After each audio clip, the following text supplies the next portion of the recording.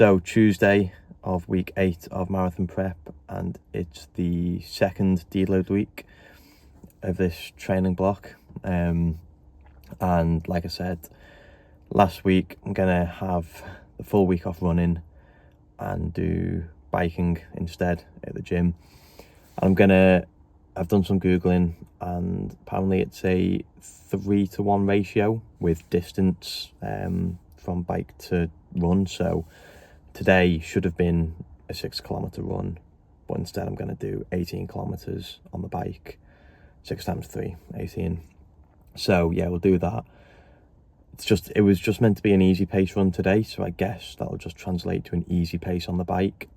Don't know exactly how I'm going to quantify that, but I'll just go in, see how it feels, and try and figure out what pace feels similar to the pace that I'd be doing an easy run at. So yeah, 18k on the bike at the gym. Let's do it.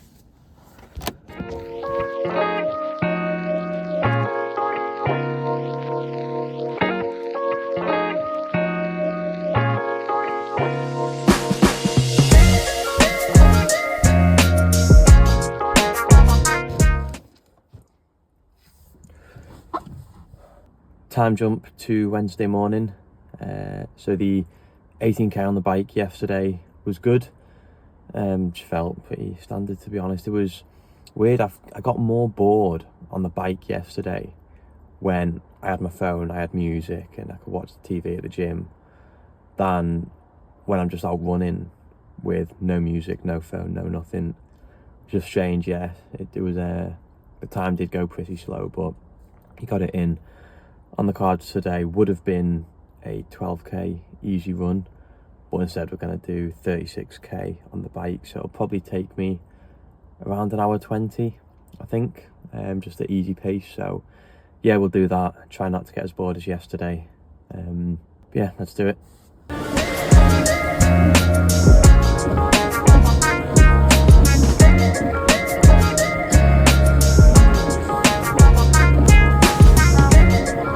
$36k on the bike done.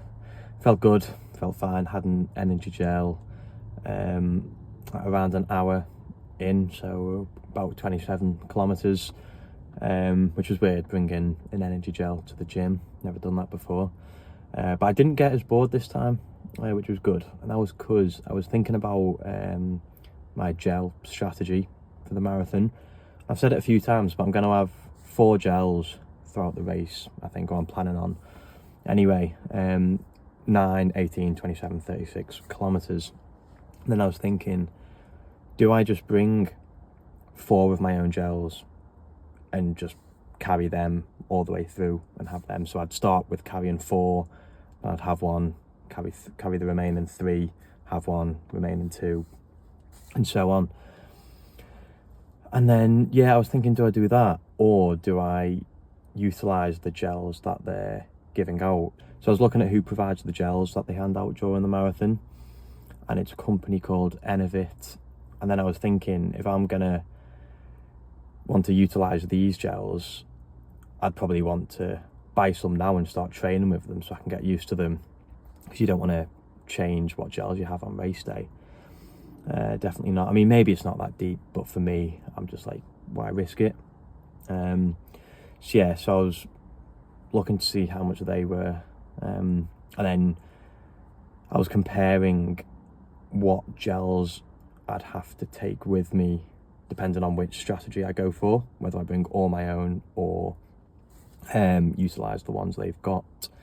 And yeah, in the marathon they give out gels at around 18 and 27k. I think it's like 17 and 26k to be exact, but near enough 18 and 27 kilometers, which is when I'm looking to take them.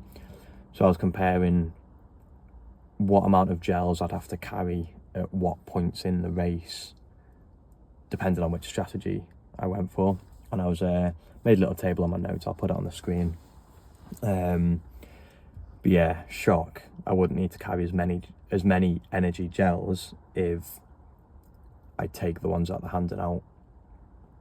And it also means if I do want to take an extra one, like if I want to take 2 gels that they hand out at the same time or whatever, then I've already got used to that brand of gel if I start training with it now. So I think rather than just bring in all my own gels, I think I'm gonna utilize the ones that they give out, start training with them now, so I'll have to buy some. And yeah, so I think it would be, the first gel I have would be the brand that they give out, and then I'd take one of my own, and then the brand that they give out, and then one of my own. And yeah, like you would have seen on the table that I put up, it just means I'm carrying pretty much like one less gel most of the time.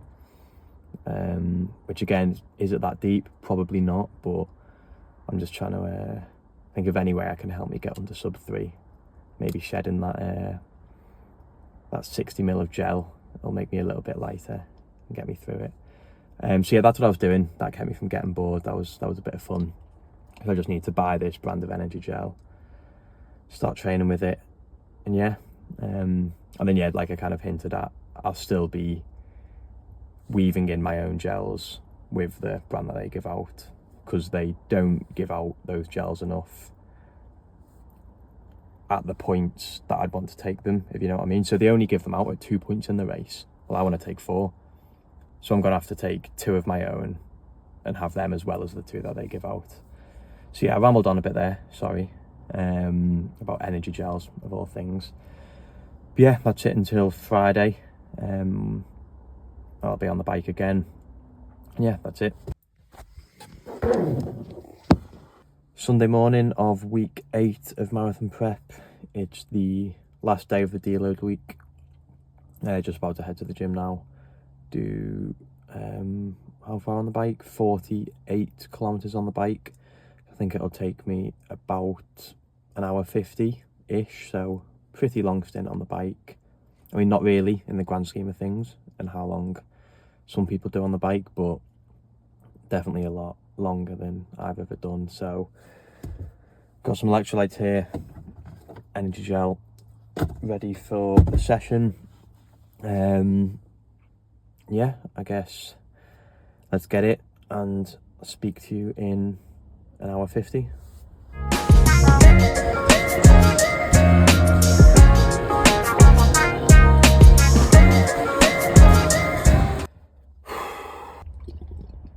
So nearly 2 hours on the bike, 48 kilometers done. It felt fine. My legs are pretty pumped now, so need to stretch them off when I go inside. Probably should have done it in the gym, to be honest, but yeah, I'll do that in a sec. So that's week 8 done. Just no running or biking, and I'm looking forward to getting back to running next week. But I'm also like a little bit nervous because I've obviously taken the full week off this week to try and heal up my shins. So like I've had no real like heavy impact on the ground. And you know, say when I start running on Tuesday again, if my shins are still the same, they're still bad, then I know I'll be annoyed, because it's like, well, what was the point of taking this week off running? Like, I might as well just continued. So it feels like it's kind of a make or break time in prep, such that if my shins are fine next week, great, you know, it was the right decision to take a week off, healed up, and I'm ready to kick on for the last 8 weeks.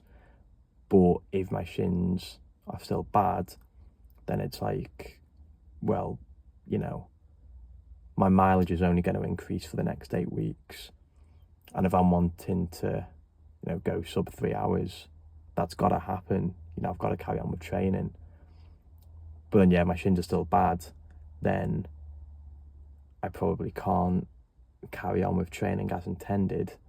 And the chances of me getting sub 3 hours decreases significantly, in my opinion. So yeah, Tuesday and Wednesday runs next week will be interesting, a little bit nervous, but yeah, I am looking forward to getting back running though. I didn't think I'd miss running like this much, but it always happens whenever I do race prep, especially this past 8 weeks. Like I'm just kind of reminded like why I like running, and like I really enjoyed it, because when I haven't got a race coming up, I don't really tend to run like that much, to be honest. Like I tick over at best, but my focus is very much primarily just on the gym.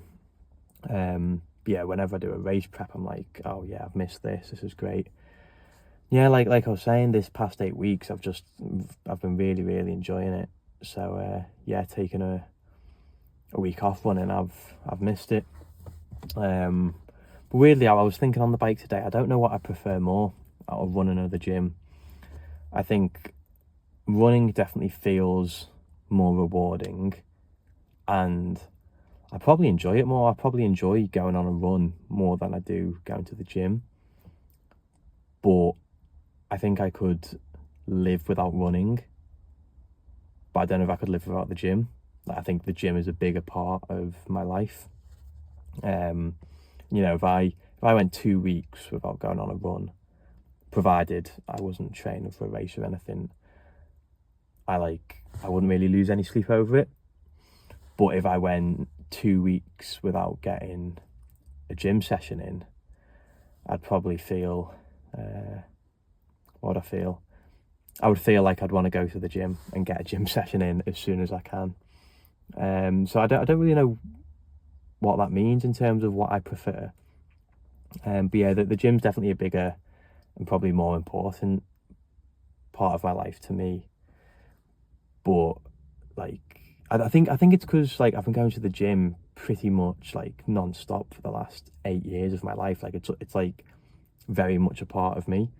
But because running, like, I don't do as often, you know, I kind of do like a 16-week race prep and then slack off for a month or two. Like I still run, but nowhere near as much, and then another race prep, and then a bit of a rest. I think because I do that, it keeps kind of keeps running in the honeymoon phase a little bit. Whereas sometimes the gym, it does feel like a chore a lot of the time. I still go, obviously, but yeah, I kind of get to the point where it's like, gym today, I can't really be arsed. But running, like I'm always up for it, and I think that's because I kind of do take like little breaks from it here and there. So yeah, I don't know what the point of what I'm saying is. I guess it's just voicing my internal monologue on the bike just then. And yeah, I think I prefer running, but the gym's more important to me. If those two things can coexist, I wonder like how many things, like if you were picking between two things, how often is the thing you prefer the thing that's most important to you, and how often are they two different things? Yeah, interesting, food for thought. But if I carry on talking about this, I am in danger of reaching waffle territory if I haven't entered that already. So yeah, I'll call it here. Week 8 of marathon prep done. I'm very much looking forward to the second half of prep these last 8 weeks, but a little bit nervous about my shins, but you know, life goes on. We'll see what happens. So yeah, that's it for me. That sounded like I'm finishing a work call on Teams. No, nothing from me, thanks. That's an absolute staple in my vocabulary on Teams. Yeah, end of the video, calling it here. See you next week in week 9.